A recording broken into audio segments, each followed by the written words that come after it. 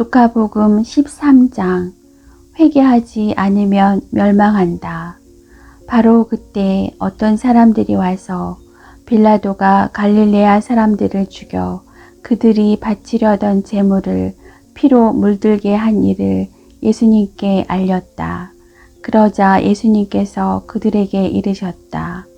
너희는 그 갈릴레아 사람들이 그러한 변을 당하였다고 해서 다른 모든 갈릴레아 사람보다 더 큰 죄인이라고 생각하느냐?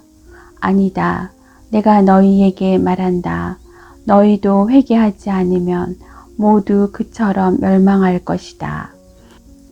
또 실로암에 있던 탑이 무너지면서 깔려 죽은 그 18사람, 너희는 그들이 예루살렘에 사는 다른 모든 사람보다 더 큰 잘못을 하였다고 생각하느냐? 아니다. 내가 너희에게 말한다. 너희도 회개하지 않으면 모두 그렇게 멸망할 것이다. 열매를 맺지 못하는 무화과 나무의 비유. 예수님께서 이러한 비유를 말씀하셨다. 어떤 사람이 자기 포도밭에 무화과 나무 한 그루를 심어 놓았다. 그리고 나중에 가서 그 나무에 열매가 달렸나 하고 찾아보았지만 하나도 찾지 못하였다. 그래서 포도 재배인에게 일렀다. 보게, 내가 3년째 와서 이 무화과 나무에 열매가 달렸나 하고 찾아보지만 하나도 찾지 못하네. 그러니 이것을 잘라버리게. 땅만 버릴 이유가 없지 않은가? 그러자 포도 재배인이 그에게 대답하였다.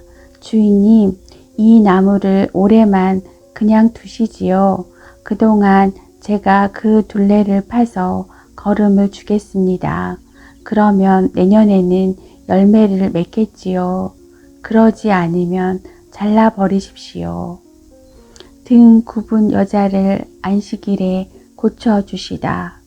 예수님께서 안식일에 어떤 회당에서 가르치시고 계셨다.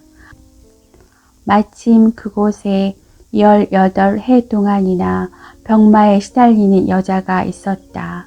그는 허리가 굽어 몸을 조금도 펼 수가 없었다.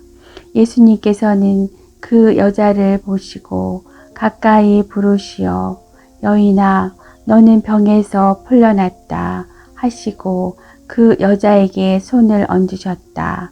그러자 그 여자가 즉시 똑바로 일어서서 하느님을 찬양하였다. 그런데 회당장은 예수님께서 안식일에 병을 고쳐주셨으므로 분개하여 군중에게 말하였다. 일하는 날이 엿새나 있습니다. 그러니 그 엿새 동안에 와서 치료를 받으십시오. 안식일에는 안 됩니다. 그러자 주님께서 그에게 이르셨다. 위선자들아, 너희는 저마다 안식일에도 자기 소나 나귀를 구유에서 풀어 물을 먹이러 끌고 가지 않느냐? 그렇다면 아브라함의 딸인 이 여자를 사탄이 무려 18해 동안이나 묶어놓았는데 안식일일지라도 그 속박에서 풀어주어야 하지 않느냐? 예수님께서 이렇게 말씀하시니 그분의 적대자들은 모두 망신을 당하였다. 그러나 군중은 모두 그분께서 하신 그 모든 영광스러운 일을 두고 기뻐하였다. 겨자씨의 비유. 예수님께서 말씀하셨다. 하느님의 나라는 무엇과 같을까? 그것을 무엇에 비길까? 하느님의 나라는 겨자씨와 같다. 어떤 사람이 그것을 가져다가 자기 정원에 심었다. 그랬더니 자라서 나무가 되어 하늘의 새들이 그 가지에 깃들였다. 누룩의 비유. 예수님께서 다시 이르셨다. 하느님의 나라를 무엇에 비길까? 그것은 누룩과 같다. 어떤 여자가 그것을 가져다가 밀가루 서말 속에 집어넣었더니 마침내 온통 부풀어 올랐다. 구원과 멸망. 예수님께서는 예루살렘으로 여행을 하시는 동안 여러 고을과 마을을 지나며 가르치셨다.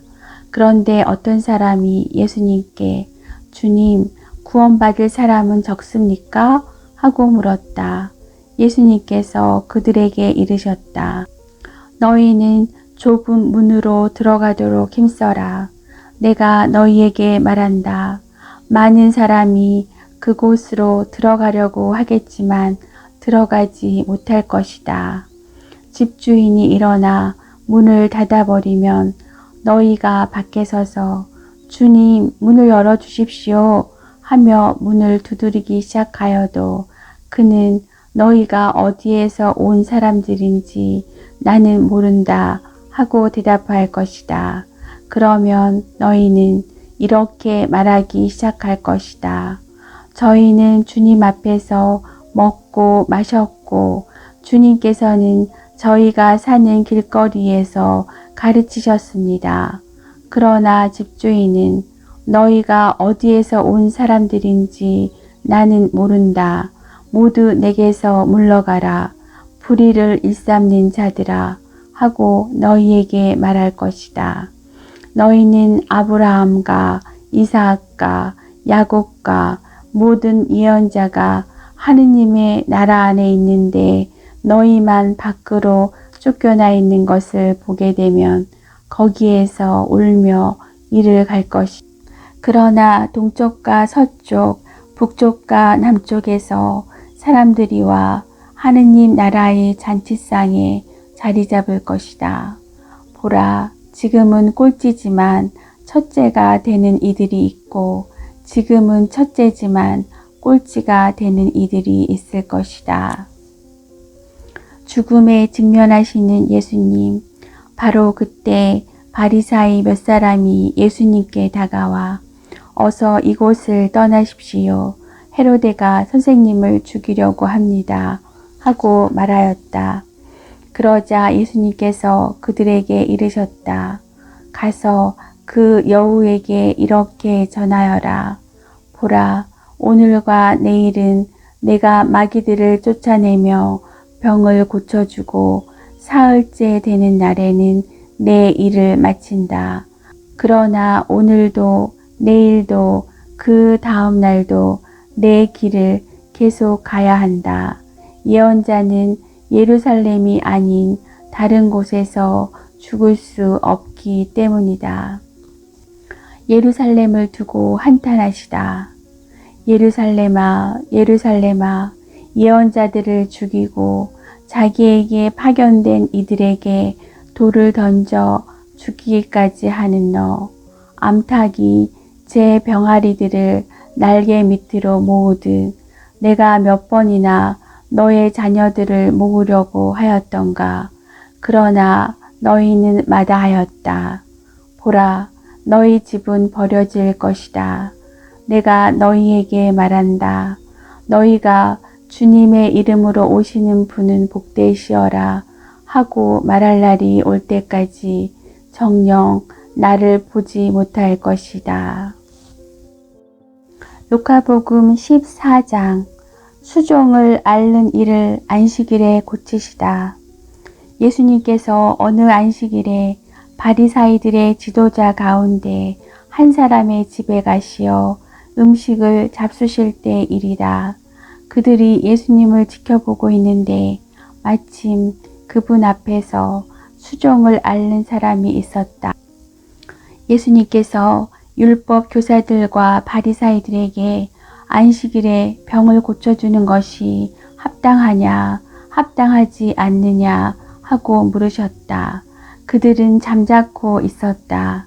예수님께서는 그의 손을 잡고 병을 고쳐서 돌려보내신 다음 그들에게 말씀하셨다.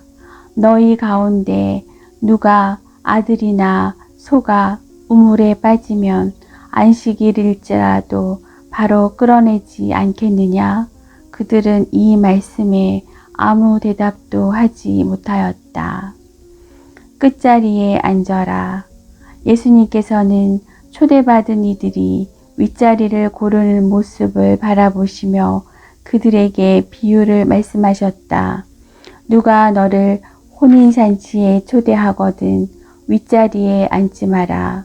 너보다 귀한 이가 초대를 받았을 경우 너와 그 사람을 초대한 이가 너에게 와서 이분에게 자리를 내드리게 할지도 모른다. 그러면 너는 부끄러워하며 끝자리로 물러앉게 될 것이다. 초대를 받거든 끝자리에 가서 앉아라.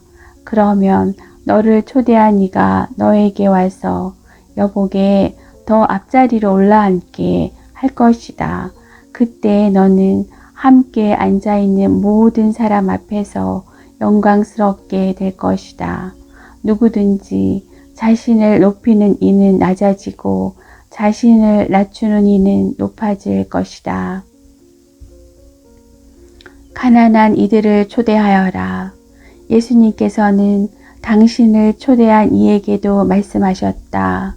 너가 점심이나 저녁 식사를 베풀 때 너의 친구나 형제나 친척이나 부유한 이웃을 부르지 마라. 그러면 그들도 다시 너를 초대하여 너가 보답을 받게 된다. 너가 잔치를 베풀 때에는 오히려 가난한 이들, 장애인들, 다리 저는 이들, 눈먼 이들을 초대하여라. 그들이 너에게 보답할 수 없기 때문에 너는 행복할 것이다. 의인들이 부활할 때 너가 보답을 받을 것이다. 혼인잔치의 비유. 예수님과 함께 식탁에 앉아있던 이들 가운데 어떤 사람이 이 말씀을 듣고 그분께 하느님의 나라에서 음식을 먹게 될 사람은 행복합니다 하고 말하였다. 그러자 예수님께서 그에게 이르셨다. 어떤 사람이 큰 잔치를 베풀고 많은 사람을 초대하였다. 그리고 잔치 시간이 되자 종을 보내어 초대받은 이들에게 이제 준비가 되었으니 오십시오 하고 전하게 하였다. 그런데 그들은 모두 하나같이 양해를 구하기 시작하였다. 첫째 사람은 내가 밭을 샀는데 나가서 그것을 보아야 하오. 부디 양해해 주시오 하고 그에게 말하였다. 다른 사람은 내가 겨릿소 5쌍을 샀는데 그것들을 부려보려고 가는 길이오.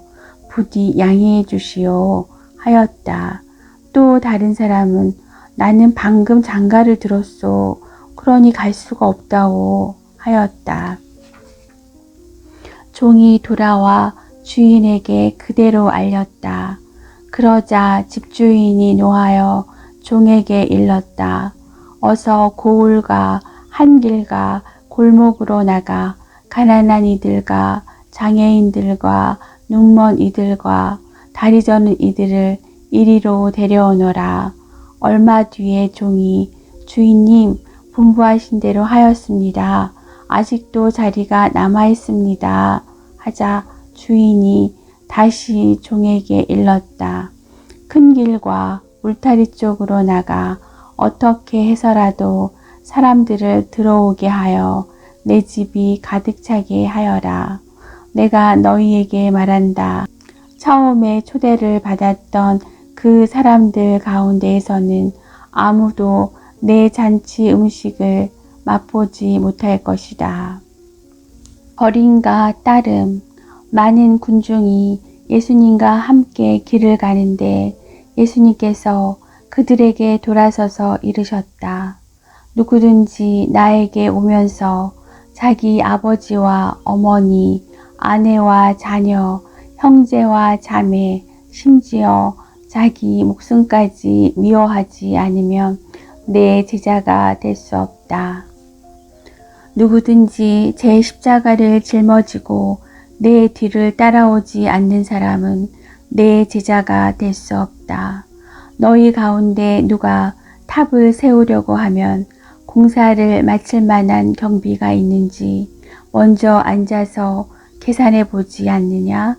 그렇지 않으면 기초만 놓은 채 마치지 못하여 보는 이마다 그를 비웃기 시작하며 저 사람은 세우는 일을 시작만 해놓고 마치지는 못하였군 할 것이다. 또 어떤 임금이 다른 임금과 싸우러 가려면 20,000명을 거느리고 자기에게 오는 그를 10,000명으로 맞설 수 있는지 먼저 앉아서 헤아려 보지 않겠느냐? 맞설 수 없겠으면 그 임금이 아직 멀리 있을 때 사신을 보내어 평화협정을 청할 것이다. 이와 같이 너희 가운데에서 누구든지 자기 소유를 다 버리지 않는 사람은 내 제자가 될 수 없다. 맛을 잃은 소금. 소금은 좋은 것이다. 그러나 소금이 제맛을 잃으면 무엇으로 다시 짜게 하겠느냐? 땅에도 거름에도 쓸모가 없어 밖에 내던져 버린다. 들을 귀가 있는 사람은 들어라.